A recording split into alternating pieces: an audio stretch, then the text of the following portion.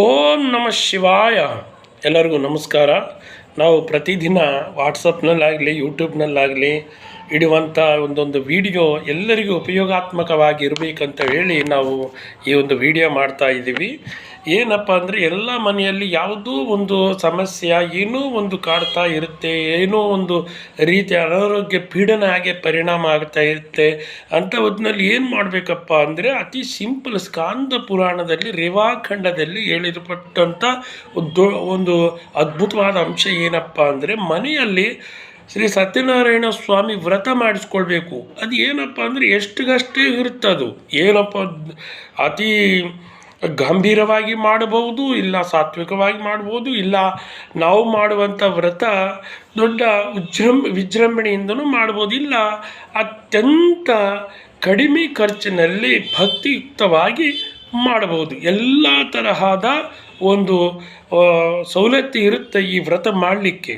ಅಂಥ ಹೊತ್ತಿನಲ್ಲಿ ಏನಪ್ಪ ಅಂದರೆ ಯಾವುದೋ ಒಂದು ಸಣ್ಣ ಬ್ರಾಹ್ಮಣನ ಮನೆಯಲ್ಲಿ ಕರ್ಕೊಂಡು ಬಂದು ಆ ವ್ರತ ಮಾಡಿಸ್ಕೊಂಡ್ರೆ ನವಗ್ರಹ ಶಾಂತಿ ಆಗುತ್ತೆ, ಅಷ್ಟದಿಕ್ಪಾಲಕ ಅನುಗ್ರಹ ಆಗುತ್ತೆ, ಪಂಚಭೂತ ಅನುಗ್ರಹ ಆಗುತ್ತೆ, ಮನೆಯಲ್ಲಿ ದುಷ್ಟ ಪ್ರಭಾವ ಕಡಿಮೆ ಆಗುತ್ತೆ. ಸಾಕ್ಷಾತ್ತು ಶ್ರೀಮನ್ನಾರಾಯಣ ಅಂಶದಿಂದ ಇರುವಂಥ ನಾರಾಯಣ ಸತ್ಯದೇವನೆಯೊಬ್ಬ ಆ ದೇವರ ಅನುಗ್ರಹ ಆಗಿ ಮನೆಯಲ್ಲಿ ಶುಭ ಕಾರ್ಯಗಳಿಗೆ ಒಳ್ಳೆಯದಾಗಲಿಕ್ಕೆ ಸಾಧ್ಯವಾಗುತ್ತೆ. ಎಷ್ಟು ಕಷ್ಟಗಳಿದ್ರೂ ಈ ವ್ರತ ಪರಮ ಪಾವಿತ್ರವಾದದ್ದು ಸತ್ಯನಾರಾಯಣದ. ಅದಕ್ಕೆ ಒಂದು ಭಾಗವತದಲ್ಲಿ ಇನ್ನೊಂದು ಓಂ ಸತ್ಯವ್ರತಂ ಸತ್ಯಪರಂ ತ್ರಿಸತ್ಯಂ ಸತ್ಯಸ್ಯ ಯೋನಿಂ ನಿಹಿತಂಚ ಸತ್ಯಂ ಸತ್ಯಸ್ಯ ಸತ್ಯಂ ಮೃತ ಸತ್ಯನೇತ್ರಂ ಸತ್ಯಾತ್ಮಕಂ ತ್ವಾಂ ಶರಣಂ ಪ್ರಪನ್ನ ಧ್ಯಾಯೇತ್ ಸತ್ಯಂ ಗುಣಾತೀತಂ ಗುಣತ್ರಯ ಸಮನ್ವಿತಂ ಲೋಕನಾಥಂ ತ್ರಿಲೋಕೇಶಂ ಕೌಸ್ತುಭಾವರಣಂ ಮರಿಂ ಪೀತಾಂಬರಂ ನೀಲವರ್ಣಂ ಶ್ರೀವತ್ಸಪದಭೂಷಿತಂ ಗೋವಿಂದಂ ಗೋಕುಲಾನಂದಂ ಬ್ರಹ್ಮಾದೈರವಿಪೂಜಿತ. ಈ ಶ್ಲೋಕ ಇರುತ್ತೆ ಅಂದರೆ ಸತ್ಯದೇವನು